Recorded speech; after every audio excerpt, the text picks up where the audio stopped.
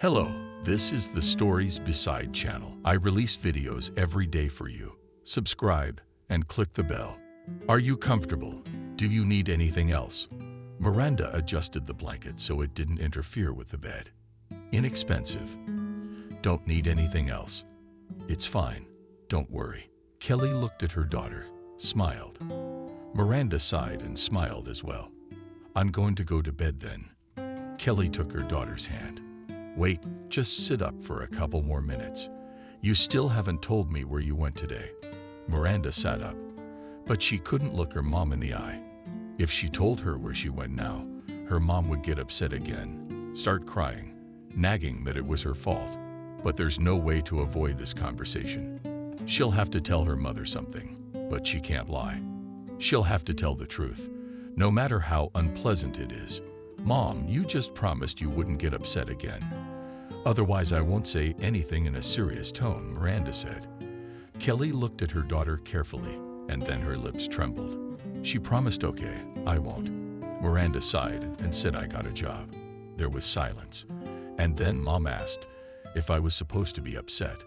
Then it's not the job you deserve. Right. Miranda paced slowly for a couple seconds, then nodded. Kelly sighed that it's almost the same thing this time, just at a different place, and it pays a little more here. And the schedule suits me. I see. The mother replied briefly. They were silent for a few minutes. Kelly did not lower her daughter Miranda's hand. My heart bleeds.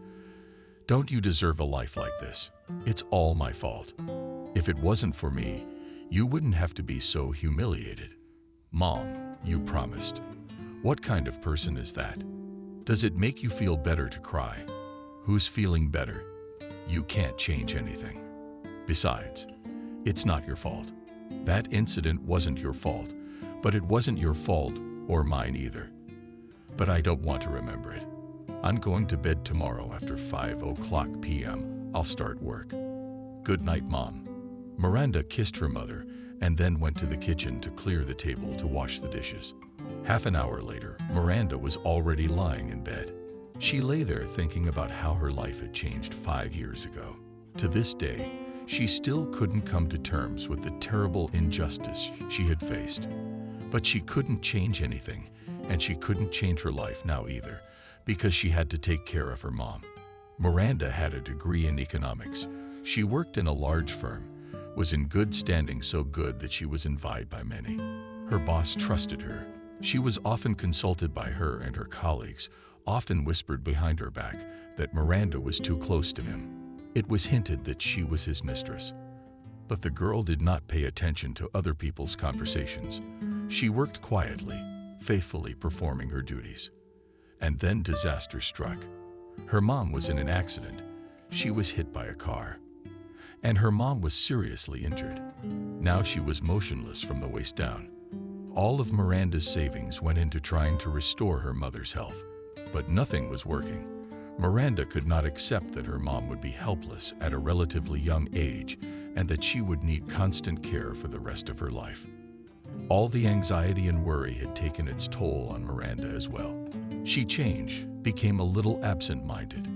She could hardly do her job because her thoughts were often far away. One day, she received a call from the hospital saying that her mother had had a stroke. Miranda had to finish checking important documents. Her coworker offered her help. Miranda was relieved and left the documents with her. Mom was saved because she got help in time. Miranda, on the other hand, suffered greatly because her colleague had filled out the documents incorrectly and sent them to the head office. An order came from the higher authority to dismiss the employee who had done her job so lewdly. That employee was Miranda. Miranda's supervisor confronted her. Miranda tried to justify herself, but could not. Her supervisor never understood what right Miranda had to leave her work to another employee who was not obliged to do all this. Miranda's colleague, who was responsible for the documents, pretended that she had nothing to do with it, and she did not admit her guilt, nor was she obliged to admit it. Miranda tried for a long time to prove her innocence, but it only led to the fact that it was discussed far outside the firm, because the firm was very large, and it is known that Miranda, after such a dishonorable dismissal for failure to perform her job duties, was not hired anywhere else. You could say that she was now blacklisted. But Miranda could not get another job, not only for this reason, but also because she had to take care of her mother. She had no money for a caregiver. Miranda's life changed dramatically, but she had to make a living. So Miranda went to the extreme. She had to take a job as a cleaner to make a living, along with her mom's disability pension. It was something of a success story. Miranda had become a dump. Miranda sighed. She couldn't sleep because of the memories, and she started thinking about the job that awaited her tomorrow. Of course, nothing would change much. She would be the same janitor as she was, but only this place had a slightly bigger paycheck. Those few 1,000 could play a big role in the family's budget, and the schedule was very convenient. She worked from 1700 o'clock. All day she could be with her mother, and in the evening she could leave, because the neighbor was coming home. Cindy was helping the girl. She stopped by Kelly's house several times to check on her, to ask her how she was doing, to feed her. Kelly was glad she had this opportunity. She didn't have to worry about her mom being left unattended in the evening. The girl grinned sadly. If someone had told her earlier that she would be happy to have a job as a cleaning lady, she would have laughed. But life is a strange joke. Luck can turn its back on a person at any time, and there's nothing you can do about it.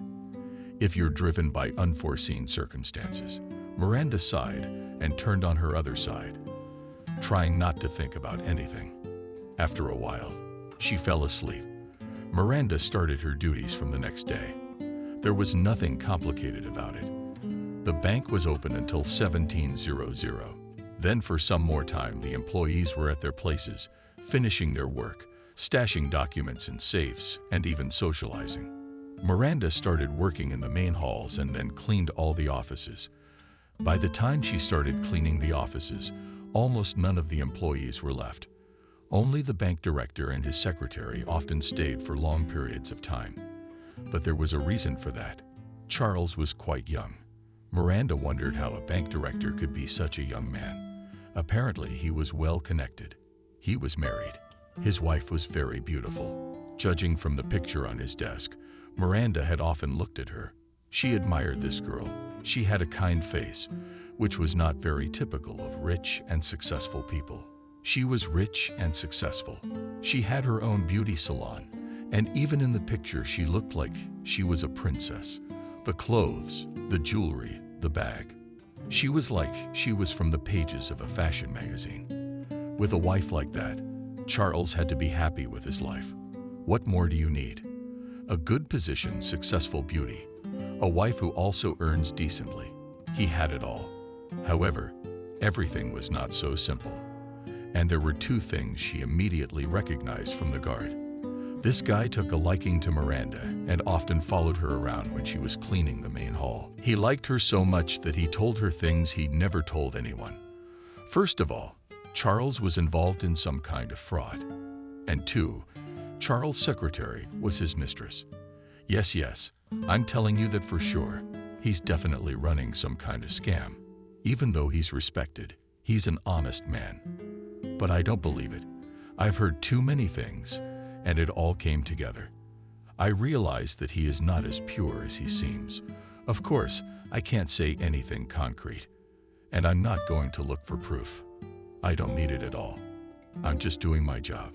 I'm sure of that about Clark. They're lovers. I caught them once in the hallway. It was around 8 o'clock. They were kissing, and Charles was groping her breasts. Yeah, her breasts. They didn't see me, thank God. Miranda let the guard know after a while that he had nothing to go on, and the guy backed off.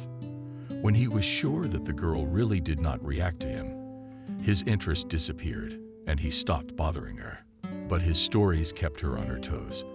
When she was cleaning the secretary's office, she kept thinking about the fact that this room was probably where they were dating, and she was uncomfortable with the way the secretary looked at her when she pulled out Miranda in her office, like she wanted to air out the room after her. And one day, Miranda herself was convinced that Slaga was really having an affair with the bank director. There was a separate restroom in Slaga's office with everything necessary for comfort. There was even a shower and a small couch. Why would there be a shower in the workplace, much less a midwife? Of course, Miranda understood about their purpose. It was most likely a separate room for the principal and his mistress to date. But the girl preferred not to think about what went on in that room. Somehow, Miranda was cleaning this powder room. She had lost the mirror when she heard Slaga walk in. Miranda heard her voice. Yes, wait, they are about to close the door to their office. It's okay, we can talk. So he proposes not to go to Paris for 5 days. Can you believe that? It's like a business trip. You can't know about anything. Of course he's gonna tell her he's going to a conference. Yes, darling. There you go. So Charles and I are going to Paris. We're going to have a wonderful time there. Miranda heard Charles walking through the offices, and then her footsteps sounded very close. And then the bathroom door opened, and Slaga saw Miranda. She opened her eyes and immediately said, "I'll call you back." She turned off her cell phone and shouted angrily, "What are you doing here? Are you eavesdropping on the creep? Oh, you filthy trash. But I don't know what they'll do to you now. I'm gonna get you." Miranda was terrified of the furious secretary. "I wasn't eavesdropping. I'm just cleaning up here. I don't understand why you're so angry with me. I'm just doing my job. It's my work time. I didn't do anything wrong." Clara opened her mouth to scream again, but then realized she was being stupid. She stared at the rag of Miranda's hand, then said menacingly, "You seem to be done. As soon as you're done, leave." And she walked out. Miranda finished her work in 5 minutes, picked up her handy tools, and left the bathroom. She hurried towards the exit, but Clara stopped her when she was already at the door. Wait. Miranda stopped. "If you tell anyone about what you heard, I will destroy you. Just so you know." Miranda was quiet for a moment. Then she turned, looked at the secretary, and said, "What do you mean? I didn't hear anything. I was just cleaning the place. That's all." Clara's eyes flashed. Something unkind flashed in her gaze. She was silent for a moment. And then she said, "Good, but just in case, I warned you. You better not mess with me. You and I are in different weight classes, so to speak. You can't compete with me. Just so you know." Miranda was silent. What else could she say to a man who spoke to her like that? To everyone, Miranda was just a cleaner. She was not seen as a person. No one would have thought that a person with a college degree could work in the lowest position. Everyone probably thought she didn't even have a brain. Clara nodded at her at the door, letting her know she didn't want to see her again. Miranda walked out, taking with her the unpleasant experience of dealing with the assistant principal. What did Charles see in her? Charles is such an unpleasant girl. Miranda continued to work, but she kept reminding herself of her encounter with Charles. From that day on, she disliked the cleaning lady. Every time she saw her, she tried to do something nasty to her. She pushed the mops around, knock over a bucket of water, allegedly by accident, and sometimes on purpose. Miranda was sure of it on the trash in her office, so she wouldn't have to work harder. One time she spilled coffee on the carpet by the window. It took her hours to scrub it off. Miranda couldn't get the stain out, but Clara went off on her. What a talentless employee. You don't even have the brains to do your job properly. You want me to clean the carpet for you? That's impossible. It has to be dry cleaned. Miranda objected. What's the dry cleaning for? Maybe we will give your salary to the dry cleaner instead of you. You will be left without a salary. Slaga spoke as if she were her boss, as if Miranda was her personal maid. But Miranda didn't argue with her and didn't want to prove anything. She needed the job. She just found in the pantry where she kept buckets, rags, cleaning supplies, some kind of scrap, and she wiped her hands bloody and couldn't get the coffee stain out. When Clara saw that Miranda had done it, she condescendingly said, "See, you can work when you want to. And why do I have to poke you in the nose to make you work well? What kind of people are lazy and careless?" Miranda swallowed the insults too, not wanting to further damage the relationship. Sometimes Miranda wished she had pretended to be deaf when she came to work here. She could have avoided a lot of unpleasant moments, and the unpleasant moments kept coming. Miranda realized that something strange was going on that she didn't even want to get into. After a while, Miranda was caught in the deputy director's office at Clara's office. She had come to clean to her place, having knocked on the door beforehand. She always did that now, so she wouldn't run into an unpleasant situation again. She knocked, heard no answer, and entered. Miranda walked in and saw James sitting at the desk. He had his feet up on the table and was looking at something on his phone. When he saw the cleaners, he immediately took his feet off the table and blushed. "Are you here to clean? Okay, I'll go then. I can come back later," said Miranda. No, we just had to take care of something. I was waiting." "Okay, I should go now." And he left quickly. Miranda immediately realized that something strange and mysterious was going on. Could it be that Clara is playing a double game? Such familiaristic behavior of the deputy director says only one thing. He too could be in a close relationship with Clara. When Slaga entered the office 10 minutes later, Miranda realized by the look on her face that she was expecting someone else. And 2 months later, something happened that put everything in its place. Miranda witnessed a conversation she wasn't supposed to hear. She had already cleaned everywhere. Her workday was over. There was no one in the bank. Or if there was, Miranda didn't notice. She was about to hide her things in the closet when she realized she couldn't find any window cleaner. She remembered that when she was cleaning the deputy director's office, she saw the dirty streaks on his glass desk, and she took the detergent to clean it. She did and left it there. Miranda decided to go to the office to pick up the detergent. Little did she know how the deputy would react. Maybe not at all. Maybe she'll resent it. Dear Clara, Miranda didn't want another fight. She went to James' office. The door was closed. Miranda raised her hand to grab the doorknob. She heard voices. Her hand froze in midair. Miranda didn't have time to grab the handle. After a moment, she quietly turned around to walk back as she suddenly heard a woman's laughter. It was Clara. Miranda was sure of it. And then another voice sounded.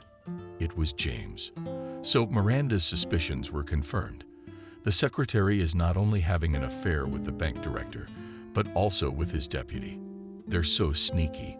She wants 2 birds with 1 stone, but that's her own business. She can sleep with everyone in the bank. Miranda doesn't care. The girl took the first step as she heard another male voice. But it wasn't Charles, as Miranda thought at first. It was someone else. Then Miranda quietly turned to the door again and moved slightly closer to hear what was going on. And after a couple of minutes, she recognized the third voice. It was the head of the accounting department. His name was Robert, a very unpleasant man. I must say, Miranda never liked him. He was slippery. There was something about him that wasn't right. And Miranda soon realized her instincts were right. "Are you sure no one's going to interrupt us?" asked James. "Yes, I'm sure," replied Clara. "Has the cleaning lady left yet?" said Robert. "It's the pancakes that annoy me so much. She always comes in at the most inopportune moments, like she's watching me, sniffing something all the time." "Yeah, she's done with her work. There's nobody here but the guard downstairs. But he doesn't care about us. So we can talk in peace," said Clara. "Maybe we should have met somewhere else. Wouldn't that arouse suspicion?" The deputy director's voice was slightly concerned. "If all 3 of us had met somewhere else, it would have aroused suspicion. We don't socialize at work, so no one can know about our relationship outside of these walls. We're just people who work in the same place. Only here we can talk about everything without fear of exposure from the outside," said Robert. Miranda's hands shook. Why does she always have to witness something secret? She was drawn to it. Could there be something more serious going on here? Why are they gathered in an office under such secrecy? And why are they afraid of some kind of exposure? What's going on here? Miranda thought. She didn't want to hear what they were going to talk about. Why would she want to? It would be better for her to leave now, not to know about anything. But Miranda couldn't move from her seat. Her intuition told her that she had to hear everything. Those three are up to something evil. It was obvious. Why else would they wait until the building was empty? As she continued to stand under the door, listening to every word, there was a rustle of papers. I suggest we discuss our decision one last time and set a day when everything will be executed. James, Robert coughed immediately. I suggest exactly 1 month from now. So be it. I think everything will be ready for sure by then. We won't have to worry that we won't make it in time. Right. I don't care what you decide. That's the way it is. James, you need to think this through. Do you really think it's better to do what Clara told me to do? My dear Clara, don't you? I think someone else could do it. You're Charles Confident. You have access to his papers and to his warmth, to his thoughts. No one can do the job better than you. James, do I detect irony in your voice? What do you think? Didn't you put me under him? My love, I'm doing all this for you. Have you forgotten that I didn't want to be his mistress? Have you forgotten how you begged me on your knees to get as close to him as possible? You have a short memory. Stop it. We're not discussing your love triangle. We're discussing business. You can talk about it in private later if you want. I just want to talk it over and go home. There was silence. Then James said, I'm sorry. You know how I feel about you, don't you? There's no one more important to me. And I hate that your connection has lasted this long. I wish it would end soon. Let's not quarrel. I won't accuse you of anything anymore. I'm sorry. It's not my fault. James, remember that. Don't you ever accuse me of anything again. All right then. Now that you've calmed down, let's move on. Now, Clara, the whole country is looking at you, so to speak. Here are these papers. Hold them. There was a rustling of documents again. Apparently, Clara was flipping through them and studying it terribly. Yes, he'll probably go to jail for this. Is that what you're after, right? Asked Clara. Darling, he may go to jail, but that's not our concern. The most important thing is that we'll have all that money at our disposal, and Robert will be the director. Then we'll have nothing to worry about, you know. We'll be able to pull it off all the time. It won't be on this scale, of course, so nobody will notice, but we'll have it all to ourselves. Oh, James, I'm a little worried. What if something goes wrong? If he starts reading everything I bring him to sign? James sighed. That's exactly what you're for. If he reads it, you'll be the one to set him off with a kiss, a hug, whatever it is that draws him in. I don't even want to know about it for all the minutes of the case. Get him to sign it without even looking at it. You said he's doing that now, signing everything you bring in without even looking at it. That's what we want. That's what we wanted. Right? That's right, Clara. So this deal will probably put an end to his career. Of course, if it goes that far, he could go to jail. But I think that's unlikely, although anything's possible. Clara, hide these documents in your safe. You're the only one with the keys, right? Robert asked. Yes, I'm the only one with the keys. No one else has access. Charles doesn't know about it. They'll be there safe and sound. Don't worry. Great. Then I consider our meeting to have been very fruitful. So on the 1st of next month, you're taking the documents to him to sign. Got it. Robert's back in touch with Clara. Yes, everything will be done. Miranda wouldn't listen to any more. She felt that she could hardly breathe because of the strong pounding of her heart. It was not enough to pass out right here under the office. If they saw her, she wouldn't live. If they wanted to do something horrible to the principal, the pancakes, the cleaning ladies, as Clara had called her, they wouldn't even bother. There's no telling what they can do to her. She can't stay here. She must leave as soon as possible. She slowly paid her way, trying to give in as quietly as possible. She prayed that no one would see her. She was lucky. She managed to get away before the door to the vice principal's office opened. Robert left, and Clara and James stayed in his office for a while longer. Miranda quickly made her way to the storage room. She grabbed her bag and walked out, constantly looking around. She hoped no one would know she was here and heard the whole conversation. All the following days, Miranda came to work half an hour early. She kept meaning to tell the principal that his staff was up to something, but she didn't have the courage. What would she tell him? He wouldn't even look at her. It went on like that for a week. On weekends, Miranda sat up late at night with her mom. They were watching TV. Miranda seemed to be looking at the screen, but her thoughts were very far away. She was pondering what to do about the secret she had unwittingly learned. Should she get involved in the story? Wouldn't she also be accused of colluding with ill-wishers? What if Clara says that Miranda knew about it? After all, Miranda has no proof that she wasn't in cahoots with them. Oh, it's so hard to make a choice. You're so thoughtful. Has something happened to you lately? You're not sick. Miranda's daughter heard her mother's voice. No, Mom, I'm not sick. Kelly didn't ask anything else. Miranda would have liked to share her secret with her mother, but she could not put her in danger. Tell me, Mom, what would you do? How would you tell me?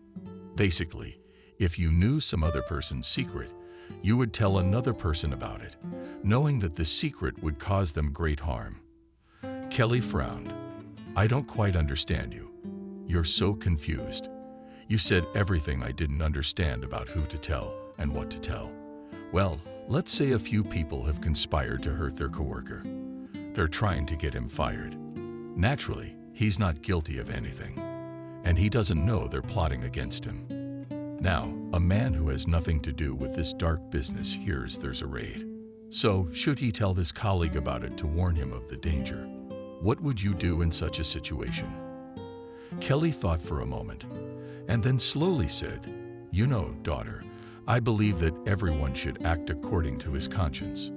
If a person has a chance to prevent something bad from happening, he has to do it. And it doesn't matter what other people think, whether it is dangerous or not. If it is possible to help a person, it should be done. Miranda, strong language, yes. Her mother is kindness itself. She always treated people that way. Miranda couldn't have gotten a different answer, except she doesn't know all the details of the story, and she couldn't tell Miranda. Her mother would tell her to quit this dangerous place where something illegal is going on. She's already barely accepted Miranda's job as a cleaning lady. Why do you ask? Miranda smiled. Mom just wanted your opinion. Forget it. Miranda never asked her mother again. She decided she would do the right thing. She would definitely tell her boss. She just had to find the right moment. But the right moment never came. The following week, Charles went away on a business trip. Clara was missing too. There were rumors that she had gone to her relatives, but Miranda knew that she and the director had probably gone to Paris, as she had told her friend on the phone, and time was ticking away. The deadline that the conspirators had set then, when Miranda had overheard them, would soon be approaching. And what should she do if he doesn't come back before then, even though he should? Clara has to give him some documents to sign, and they are in her safe, which is unknown where it is and how to explain it all to the director. And anyway, will he listen to her? Another week passed, and then Miranda sees Clara at work, so they are back. But the director wasn't there that day and the next day too. Miranda decides there's no way to save his plot. So that was his fate. And then the opportunity presented itself. Miranda had already finished her work. She was carrying her buckets and rags to the pantry. And then she heard a noise from inside the room. She was frightened, thinking there were rats in there. But when she opened the door, she almost gasped in surprise. Charles was in the pantry. He was looking around in confusion. When he saw Miranda, he frowned slightly. It was unclear whether it was because she had caught him here or because she was annoyed. Charles. So Miranda didn't know what to say to the principal. She couldn't imagine that he knew about a place like the pantry. He loosened his tie and sighed. I barely found this secret room, but I can't find what I need. What's in you? Perhaps you can help me. I need a remedy to get a stain out of the carpet. My secretary told me you used it to get a stain out of her carpet. Will you give me this product? Miranda was surprised. Do you need help? Do you have a stain on your carpet? Yes, I do. If you can you help or just douse it until morning? No, it just needs to be doused for 20 minutes. I'll do it. Don't worry. Great, great. Charles breathed a sigh of relief when Miranda was in his office. She realized this was a chance. She was alone with the principal. He walked into his office, pointed out the stain on the carpet to her, and then sat down at his chair. He was looking over some papers of some sort, paying no attention to the cleaning lady. Miranda took a few moments to wipe off the keyhole stain and then hesitantly took 2 steps toward the principal's desk. She looked at him doubtfully and then sighed, gathering all her will into a fist. Either she'd tell him now or she'd never mention it again.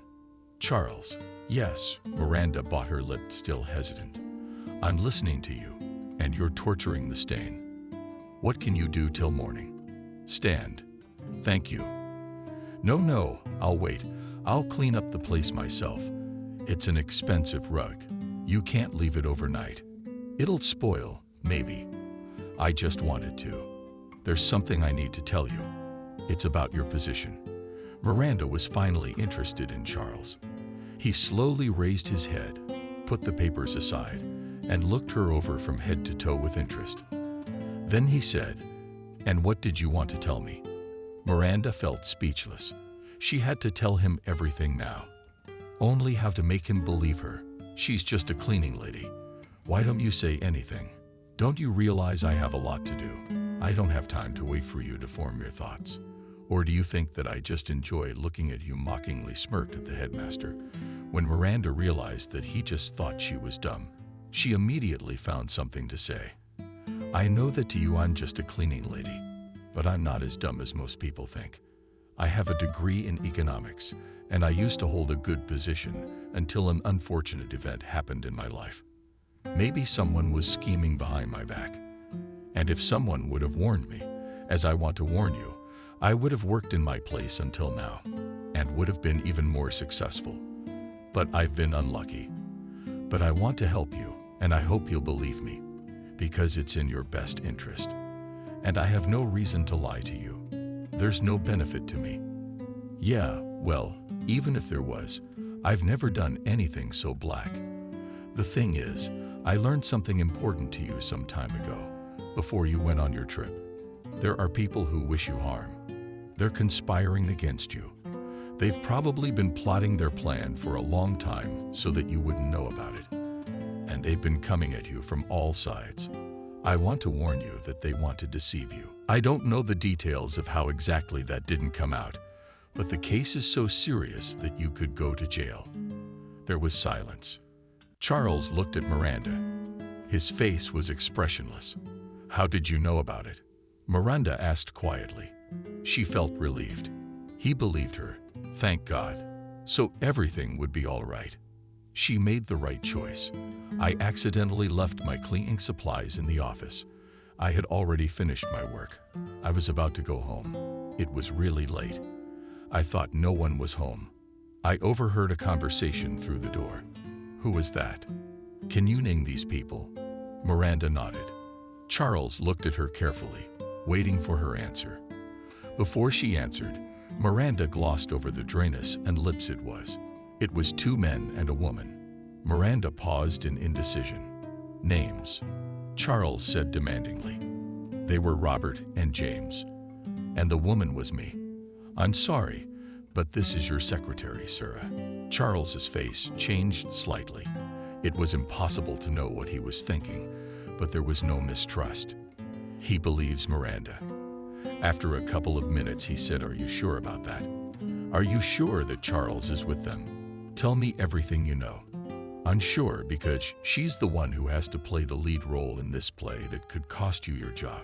She's the one who has to bring you the documents to sign on the 1st of the month, which you have to sign without even looking at them. These documents are already in Clara's possession.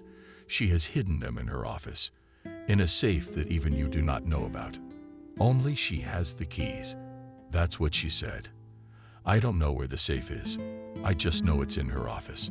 And Miranda was also hesitant to say whether or not to say that Clara had a relationship with his deputy. but she decided that he must know absolutely everything. It seems to me that Clara is in a relationship with James. They were saying very strange things, as if they'd been in a relationship for a long time, and Robert knew about it too. That's all I wanted to tell you. Now it's up to you to decide what you want to do next. I'll be going." She headed for the door, but the principal stopped her. "Wait." She stopped and turned around. Charles looked at her glumly. "You don't know exactly what the documents are." Miranda shook her head. "No, I tried to figure it out, but they just said some kind of deal. I don't know anything else." "Okay, you said you have an economics degree. Is that true?" Miranda blushed. "Yes, that's true," she said. "So how is it that you are now working in such a low position?" the principal asked with interest. Miranda blushed again. She would not tell him all the events of her past life. "I was set up. I thought I could count on my coworker for help. She didn't back me up. It's my own fault. You can't count on anyone. It was a very unpleasant confrontation. I couldn't prove anything. I was dishonorably discharged, and then something else happened. You'll have to excuse me. I need to wash the rug off, or the action will hit too hard." Charles waved his hand and replied with irritation, "I don't care about the carpet. Tomorrow they'll throw out a new one, make a new bed. Forget about it. It doesn't matter now. You interest me very much. Thank you for telling me all this. I appreciate it." Then, if it turned out to be true, Miranda quietly replied, "I don't need your gratitude. That's not why I told you everything. I just don't want you to get hurt for no reason. Just because someone wants your position." Miranda went home that night. She didn't sleep well. She had nightmares that she was flying up to the top of a mountain. And it was so nice. There were birds singing, animals walking everywhere. And then someone's black hands pushed her off the cliff, and she flew down for a long time until someone grabbed her hand, and she woke up before she realized who had saved her from falling. The next day, Miranda came to work at 1700. The whole bank was buzzing with the latest news. Miranda learned that Charles had fired his deputy James, the head of the accounting department, and his secretary. While James and Robert had left with dignity, the secretary's dismissal had caused a great uproar. She didn't want to leave for nothing. She left in an uproar. She accused everyone of collusion. She thought someone had set her up. 20 minutes into her workday, she was summoned to her office by the director. She entered his office with trepidation. He was very serious, and he was quite friendly. After being quiet for a few minutes, he said was in her closet. "I would never have noticed it. It was made without my knowledge. I didn't know." She didn't crack right away. I had to scare her, but then she ratted out her buddies. "I fired them already. I saw those documents. They forged a real deal with an organization. If I had signed them, the consequences would have been very bad for me. Thank you for your help. You averted a very real disaster." Miranda blushed slightly. She nodded and wanted to leave the office. "Wait, I'm not finished yet." Miranda looked questioningly at Charles. "You said you have a degree in economics. That interested me very much, and I don't know what happened to you before. But I would like to have someone like that by my side. Can I count on you? I have a vacancy. 3 vacancies, actually. But you're only suitable for 1, Miranda repeated confusedly. "I don't have a secretary now. The position has become vacant, and I would like to make you my assistant. Be my secretary, Miranda. I need an assistant like you." Miranda was taken aback. She hadn't expected this, and now she didn't know what to say. "So what's your answer?" I don't know. This is so sudden. How will I be able to work? I don't know anything about your secretary's duties. I don't know. I can't. I guess." Charles smiled. "All of you can. I'm sure it's not that difficult. You will be my assistant, and I want you to be my assistant. I trust you. And as for your duties, see Christina. She was my secretary when Clara was away. She'll tell you everything, show you, explain, teach you. I'm sure you'll be an excellent employee. You should take a position that suits you. And the cleaning lady. Let's forget it like it was a bad dream. Now you're awake. Go home today, the day after tomorrow. Come back in the morning. Let's go to the accounting department. You'll get a bonus. I ordered there is a decent amount you can get dressed and tidy up. I don't think I need to explain it to you. You know what I mean. You're not a cleaner anymore. But I haven't given my consent yet, said Miranda. Charles grinned. I saw it in your eyes. Go on, go on. I've got a lot to do. When Miranda came home and told her mom about everything, she was ready to shout at the whole world with happiness. See, you deserve all this. It's so lucky. Grab it by the tail. Daughter, you should take the position that's right for you. My heart bleeds every time I think of you having to work as a cleaning lady. It's so unfair, and it's finally over. You don't have to bend over backwards anymore. You're back on the horse, honey. I'm so glad, I'm so glad. Mom, don't get excited. Haven't you forgotten that I have to help you? Don't you realize I have to work from morning till night? How can I leave you alone all day? It's just not possible. Kelly looked lovingly at her daughter. Darling, you don't have to worry. Since you have a good job now, we can afford a nurse, right? A sitter for 12 o'clock, and that'll be enough. The most important thing is that you're fine. And if you're fine, it'll make me feel better. Unbelievable. Things are gonna get better. I believe it. Charles really gave Miranda a nice bonus. It was enough to get her in shape for her new position and for a caregiver for the first month. She had taken care of all of her mother's issues pretty quickly. After a trip to the beauty salon, Miranda didn't recognize herself in the mirror. She had already forgotten that she was still quite young. Then again, so was her hair. She looked 10 years younger, and her hair was colored so beautifully. She didn't realize she had such gorgeous hair. Yeah, it used to be wonderful. And the last few years, she hadn't done anything with it. And they were hanging on for life, gradually turning premature gray. But right now, she looked simply marvelous. Miranda rummaged through her closet. She had a lot of clothes for the office, a lot of suits. She hadn't thrown anything away, but she didn't think anything would fit her. She was wrong. Everything fit her just as well as before. She had already forgotten what she could be. She felt like crying. Is all this really happening to her? When she arrived at the bank the next day in the morning, none of the staff who had seen her ever recognized her. She greeted everyone politely. She was politely answered by the gazes of the pretty girl, but no one recognized V. Yesterday's cleaner Miranda walked into the director's office. Behind the secretary's desk sat Christina, who was to teach her everything. Miranda said hello to her and told her she needed to see the principal. Is he expecting you? You know, we've been going through a lot of stuff the last few days, so I'm a little out of the loop on all of his cases. I'm just protecting him until this secretary leaves and the new ones show up. Or rather, they will. Here we go. And I have to train her, Charles said. Oh, I'm sorry. I'm just nervous. So what's your appointment time? Miranda smiled. Don't be nervous. So, Anna Sergeyevna, everything will be fine. I'm a capable student. I grasp everything quickly. And I'll try to get into everything quickly. Christina, bulging eyes, I looked Miranda from head to toe. This can't be happening. It's you, Miranda. Lisa, it can't be. I'd never recognize you. Your voice has even changed. Wow, what a transformation. Miranda laughed. How nice was it to make such an impression? She had forgotten how it happened. And she'd forgotten how nice it was to be looked at with admiration. I'd like to go to Charles. You can, of course. He's not busy right now. Come in, please. Miranda shook her head. No, let's just call each other by your first name. Okay. Christina smiled.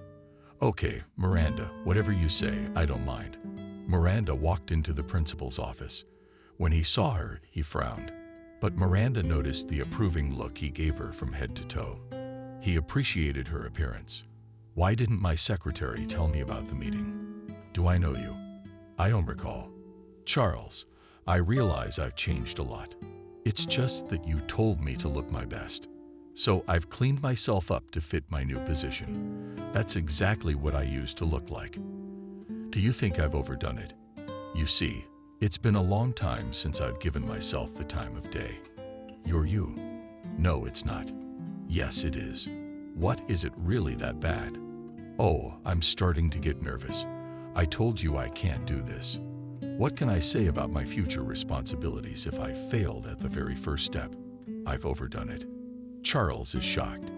He looked at the former cleaning lady. He'd never realized she was so spectacular. Wow, how her appearance has changed. She's so young. He didn't even know how old she was. He'd never really paid attention to it. But now he was surprised to notice that she was even younger than he was. It must be amazing and so chic to look even better than she did. No, Miranda, no. It's just great. I just wasn't expecting it. It's a big surprise. So, Christina, you're gonna tell me all about it. You don't have to. I don't mind. It's better that way. Great. I'm more used to it. Just like that, Christina will tell you everything. Show you, explain everything. I think that 2 weeks will be enough for you to fully understand the principle of your work, to get into all the cases, to memorize all the necessary contacts, to make schedules, meetings, necessary events. In short, Christina can handle the training. I think you will too. Well, good luck, Miranda. Welcome to your new position. I'm very excited to have you as my new assistant. Very excited. I'm sure our collaboration will be very fruitful. Miranda felt slightly uneasy. She didn't like the tone in his voice, as if he was hinting at something, but didn't want her to find out his intentions right away. But Miranda quickly put those strange thoughts out of her mind. She had never had to be an assistant principal before, and she was a little nervous, but she had more and more faith that she would succeed. After all these years, she would finally be able to be on top of things again. Miranda was doing really well at her job. She was starved for a normal job and socializing with people of responsibility. She plunged headfirst into her new job, grasping everything on the fly. Christina, amazed. How could Miranda work as a cleaner if she had a higher education, if she was so smart and savvy? But she did not ask her about the reasons for such an act. But Christina told about such an event to all employees of the bank, and everyone was shocked, especially those who visually remembered the former cleaning lady. No one could believe such a miraculous transformation, and no one knew how Miranda could have taken off like that. As time went on, Miranda had already been running for a few months. It was already doing a great job. She could solve any problem. She could find an approach to any employee. She was polite with everyone, never rude. And the situation was repeated again. Many people liked her, but also envied her many people, envious of her beauty, her success, her intelligence and position. There were girls who openly hated her. They would like to become secretaries themselves, or better yet, mistresses of the director. And then there was this upstart, who suddenly took such a coveted position. From the dirt to the dukes, as they say. Miranda once again paid no attention to anyone. She didn't care what anyone thought of her. She was happy to work, spending more and more time with the director, and she had money again. She could now buy her mother all the imported medicines and care products she needed. After a while, she began to notice that Charles was looking at her strangely all the time. One day, he asked her to stay late after work to help him with some paperwork. Miranda, of course, could not refuse. They were already late by 2 o'clock. The building was deserted. It was Friday. Everyone had gone home. Miranda was in her office. She was concentrating on reviewing papers, shelving them from one stack to another. She didn't notice the principal enter her office. Charles was without his jacket and tie. The top buttons of his shirt were undone. In his hand, he carried 2 glasses of a vaguely white drink. I brought something to relax a little. It's been a very hard day today. Miranda flinched, looked at Charles at the glasses in his hand. Then she smiled. I'm sorry, I can't drink on the job. I still have to go through this packet. Who's going to say we're drinking in the workplace? No one's here. And work hours are long over. And I'm not making you drink. Let's just clink glasses to our fruitful partnership. I told you it would be. Come on, take a glass. At least have a sip. Miranda hesitantly took the glass. They clinked glasses together, and Miranda took a drink. It tasted good. How long had it been since she'd had a drink? She took a couple more glazes and felt a relaxation come over her. She only now realized how tired she'd been these past few months. Everything had changed so suddenly in her life that she couldn't yet realize what had happened. And then Miranda felt that the director approached her from behind and put his hands on her shoulders, which became very much recognized by the girl. And then Charles began to mount her shoulders. You know, we really work very hard, and we need to relax more often. It's very important, believe me. Don't you realize that you need to release your nervous tension regularly? Miranda nodded and closed her eyes. She silently enjoyed the director gently motivating her shoulders. But as soon as he started to move lower to her breasts, Miranda's eyes immediately opened abruptly. Okay, stop. What's going on here? She jumped up from her chair. Charles, what are you doing? What am I doing? Don't you get it? I feel like we've reached a point where we can get even closer to each other. Isn't that so? Dear Miranda, pale. Does he expect her to become his mistress? No. She has to let him know it's never going to happen. And it's better to do it now so there's no misunderstanding between them. Charles, I can't give you what you want. It's not my job. It's not my job to make love to you, if that's what you're implying.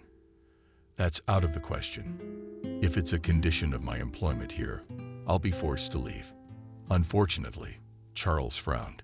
He looked at Miranda for a long time. Something flashed in his gaze that frightened the girl. But then he said calmly, I understand you. I'm sorry. You've lost a lot by refusing.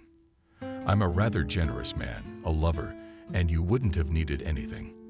I'm sorry you don't like me.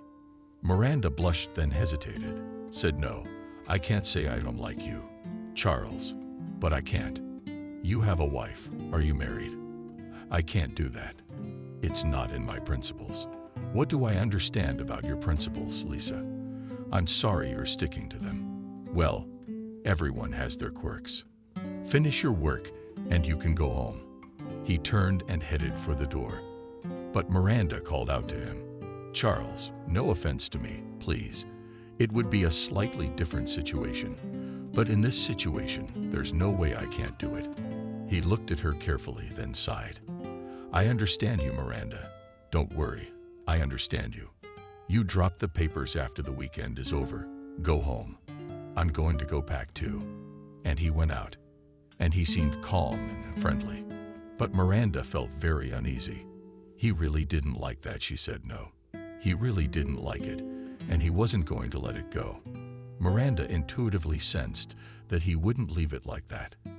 And she felt goosebumps run up her spine. She felt uneasy.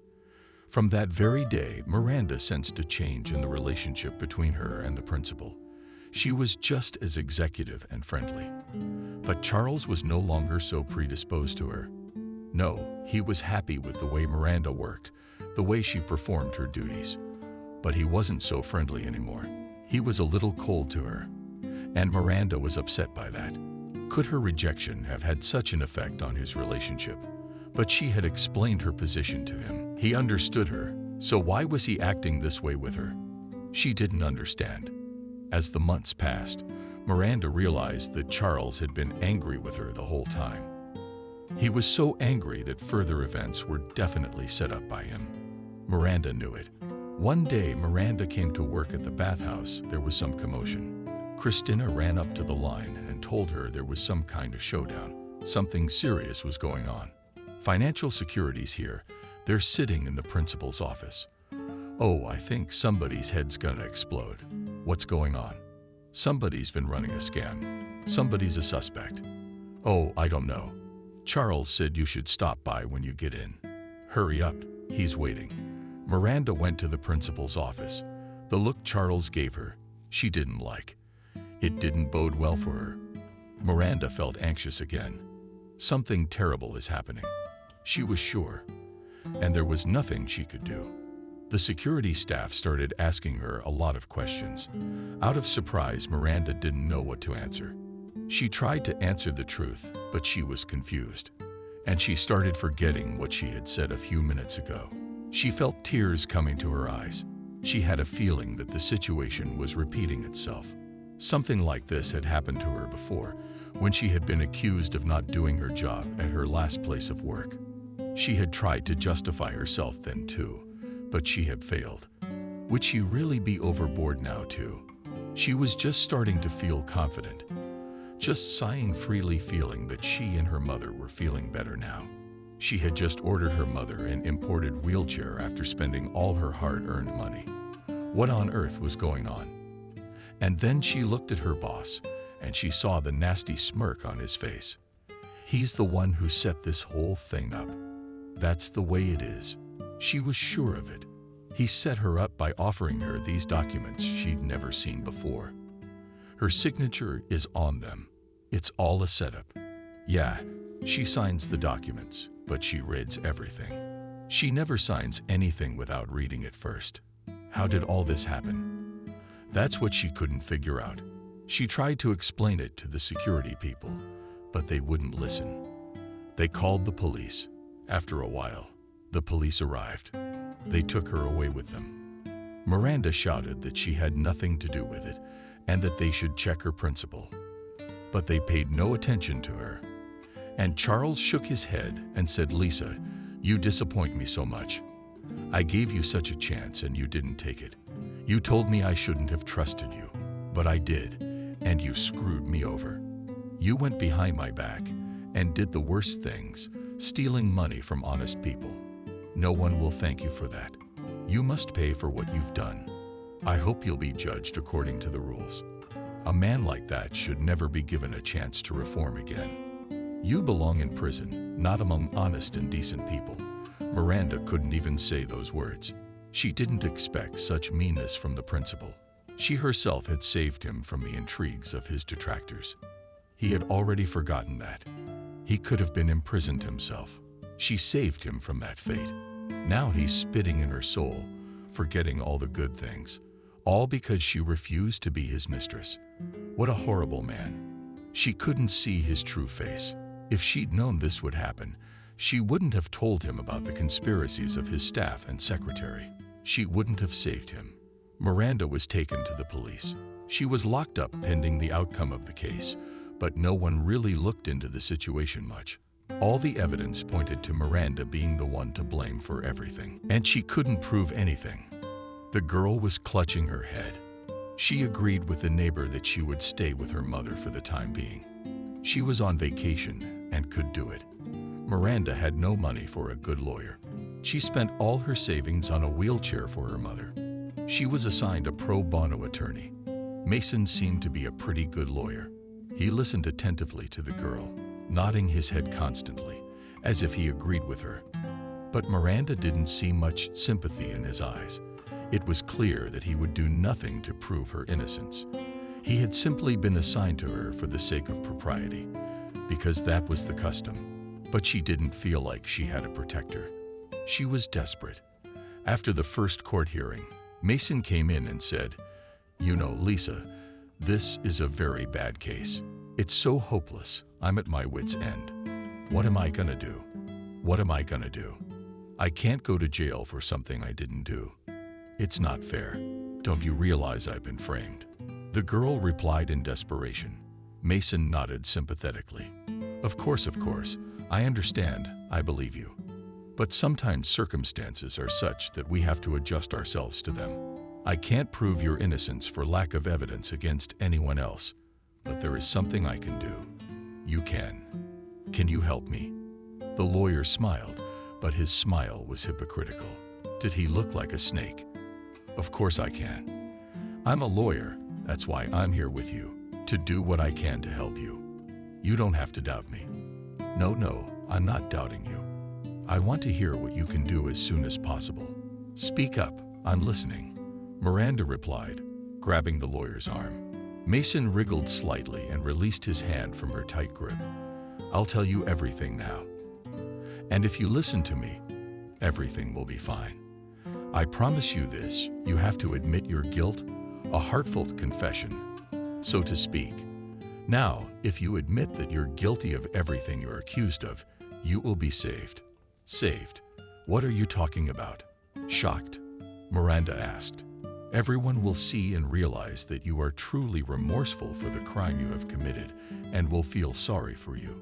Your confession will be a mitigating circumstance. You will be found guilty, of course, but considering that you have no previous convictions, you will be given a minimum sentence, I think, no more than 5 years. That would be wonderful, because if you keep saying you were framed, it's no good. You'll still be convicted, but you'll get a big sentence. I'm thinking 15 years at least. There's a difference, right? 5 years or 15. That's a huge difference, if you ask me. And I'm sure you'll be reasonable. What are you suggesting? That I plead guilty? What are you talking about? I have to admit to something I didn't do. No, that's never gonna happen. I don't want to. I won't do it. I didn't do anything criminal. And I won't confess just so I can spend fewer years in prison. Don't even talk to me about it. How can you even suggest that to me? You are you. You're just a corrupt lawyer. Did someone bribe you? You were sent to me on purpose. By who? Who did this? It's Charles. Is it him? Or is it someone else? Which one are you? Mason frowned and pressed his lips together. He gathered all the papers on the table into his briefcase and stood up. But you know what I wanted to do better, and you're insulting me. No, I don't intend to listen to all this. Look, my dear, you'll be without a lawyer if you behave like this. I think I'll leave you to it from here. Think what your intransigence will lead to. And if you change your mind, report it. Then I will come to you to discuss the details of your confession. Now I'm leaving. The lawyer left. Miranda was taken to a cell.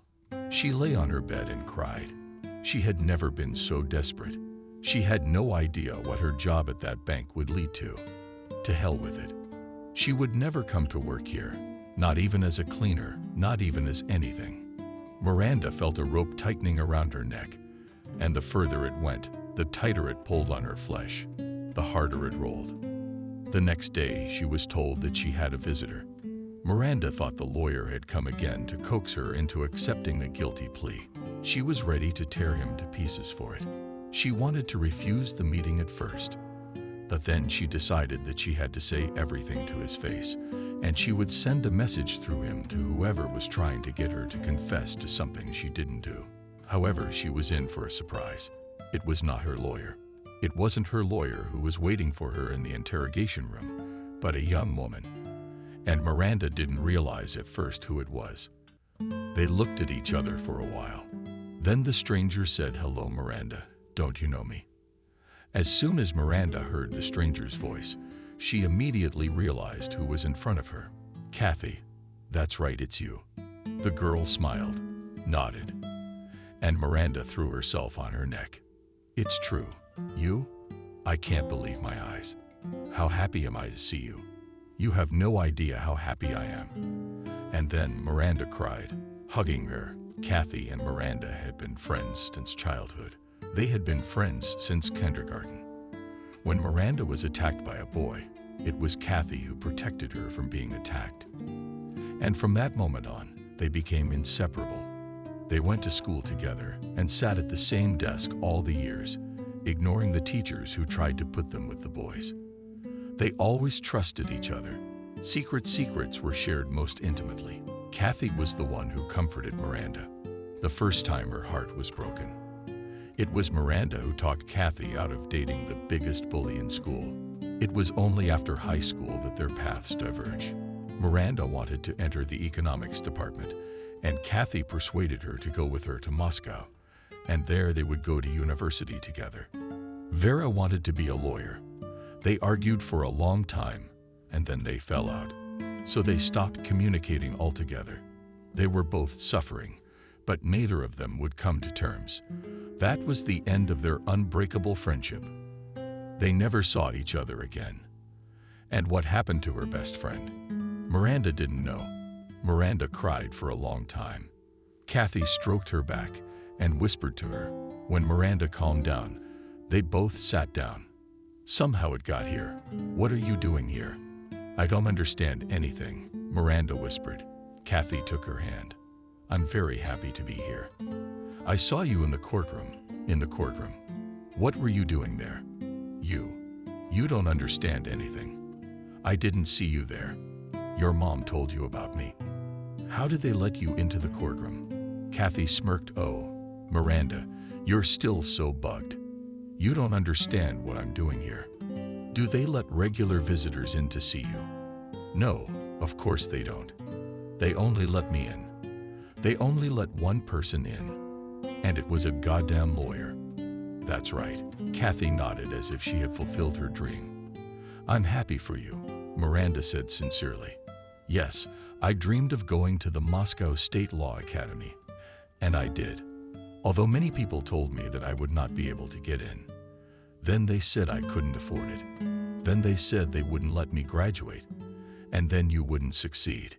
Kathy, without connections, you're nothing. But I was able to achieve everything. I was able to graduate with honors. My teachers were proud of me. I made important connections, and I was successful. A lot of people say it all came from bed. I'm not trying to convince them, let them think so, but I'm the only one who knows that I did it all with my mind. Miranda looked at her childhood best friend with admiration. She had always believed in her. She had always believed that determination was her greatest quality. And Kathy would be able to achieve anything she set her mind to. And she did. She rubbed everyone's nose in it. I always believed in you, she said. Kathy smiled sadly. I can't say I was very happy when I saw you. I live in Moscow. I came here to visit my friend. He invited me to the hearing. I wanted to show him how the system works here. What I want to say is that I did not want to go to the court, but my intuition told me that I should attend, and I was not mistaken. When I recognized you, I was speechless. You looked so defenseless. I felt so sorry for you. I looked into your case. To tell you the truth, I found a lot of things very strange. The defense wasn't built properly. But it all depends on the lawyer. How could you trust that asshole? You have to realize that a free lawyer can't be a good lawyer. He's appointed for the sake of appearances, but he won't do much. I don't have money for a lawyer.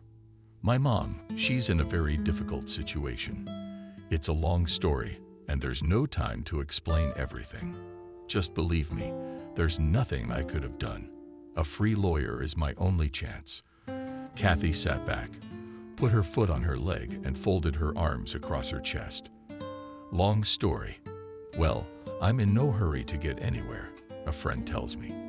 And Miranda tells her how she got in trouble at her first job, how her mom was in a car accident, how she was taken down by a stroke in the hospital, and how she spent all her money on her treatment, her recovery, and that it was so hard that she had to get a job as a cleaning lady, and there was no one to help her. She was taking care of her mom, working part-time, trying to survive. And then she got a job at this bank. Whoa, whoa, whoa, whoa. From now on, you're going to be very detailed. I take it it's not that simple, Kathy asked. Miranda nodded. I tried to tell all this at security to the lawyer, but I got the feeling that no one listened to me. They just want to put it on someone. Blame it on me. Put it on me. And be done with it. Nobody's trying to find out anything. And I'm sure that if you dig deeper, you can pull such a tangle out that you'll blow a lot of heads off. I'm very interested in you. Tell me more. And Miranda told how she got a job as a cleaner and how strange things began to happen around her. She told in great detail about the conversation she overheard. She said that she was very sorry that she had reported everything to the director because she was sure that he was the one who was trying to put her behind bars. What makes you so sure of that? Asked Kathy, interested. Because I know it for a fact.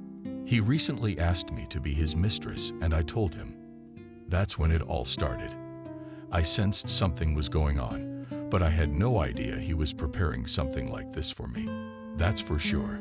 It's his fault. I did something. I suspected him. He wasn't always honest with his employees, with his superiors. He pocketed his own money. I'm sure of it. But I had no evidence to go into his office. I couldn't, and I didn't want to. I'm not a thief. But my honor played a bad trick on me. Miranda told me how she came to work, how she was interrogated. I don't remember what I told them. I told the truth, but they kept confusing me. I was frightened. I was very much frightened from above. It seemed to me that I was standing in front of an abyss and that there was no one to help me, this lawyer. I can imagine what he offered me. Miranda told about the lawyer. Kathy smirked and tapped her fingers on the table. And I told you they wouldn't do anything good for the defense if he talked you into a confession. He'd be patted on the head afterwards. They'll give him a bonus for finishing the case quickly. Nobody likes to mess with people like you. They're both quiet. Thanks for coming to see me. I'm really glad you're doing well. Honestly, Miranda said. Kathy looked at her carefully, the way only lawyers can. It was obvious to a fool that Miranda was looking at a real professional. While her friend was telling her everything in her head, Kathy had a plan of action. And this time she knew that it was not her defense, but her connections that would help her the most. And Kathy was going to use them. All right, my dear. Listen to me carefully. I'll be honest with you. My services come at a price. Oh, very expensive. But of course, I won't charge you a penny. The only thing that worries me a little is that tomorrow I have to leave for Europe for a conference. But I'll try to work it out. I'll call my partners. I'll explain the situation. I'll tell them my best friend is in trouble. They'll understand. They'll send someone else to Europe. And I'll stay here with you. And until I get you out of here, until I prove you're innocent, I will not rest. Believe me, I can tell you without false modesty that if a man is telling a lie, and he is truly innocent, I can prove his innocence. There are no exceptions. That's why everyone dreams of getting me. That's why I've been so successful. Miranda almost cried. She had gotten help so unexpectedly, she couldn't believe it. Kathy left, promising that she would do everything she could to restore justice, and let Miranda not despair or listen to anyone who tried to intimidate her. She was now her official lawyer. The next day, she was called back into the interrogation room. Sitting behind the desk was Mason. Miranda gave him a mocking look. The lawyer did not like the look on the accused's face with which she looked at him. But when he heard what she said to him, he was at a loss for words. I'm not going to see you anymore. You are no longer my attorney. I've hired another lawyer. She's gonna defend me now. What? I don't understand. You hired another lawyer, but where'd you get the money? Well, that's none of your concern. You have no right to ask me questions like that. You have no right to ask me any questions now. So please don't come to me again. You can tell him I'm not gonna plead guilty. And if you have any questions, you can ask Kathy. She's handling your case. But how did Mason open his eyes? Miranda realized that Kathy really was a pretty big deal among lawyers. Miranda was incredibly lucky to have her best friend on her case. Miranda never saw Mason again. A week later, Kathy showed up with good news. She'd managed to get the case off the ground. A loner. I got through to Moscow. I contacted the chairman of the bank where you work. I know him personally through someone very important. It doesn't matter who it is. Don't even ask. I won't tell you. Anyway, he agreed to meet with him. I told him about you. I told him about everything that was going on at the bank. I told him that you'd been set up and that your director was probably doing all the fraud, writing it off on you. I told him that you were a very good and honest person and that you shouldn't get hurt, and Miranda whispered hopefully, looking at her friend. He believed me.